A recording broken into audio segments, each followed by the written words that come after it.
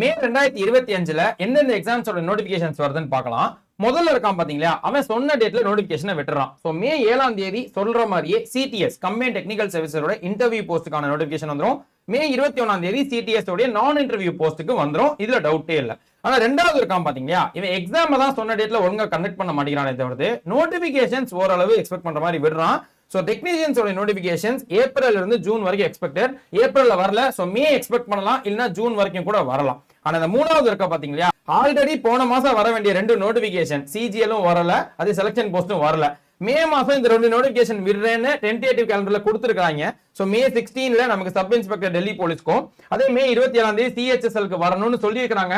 வருமானது கொஞ்சம் டவுட்டா தான் இருக்குது. இருந்தாலும் அவங்க சொல்லியிருக்கக்கூடிய டென்டேட்டிவ் டேட்ஸை நம்ம சொல்லிட்டோம், எக்ஸ்பெக்ட் பண்ணலாம். இதே மாதிரி இன்ஃபர்மேஷன்ஸ்க்கு நம்மள ஃபாலோ பண்ணிக்கோங்க.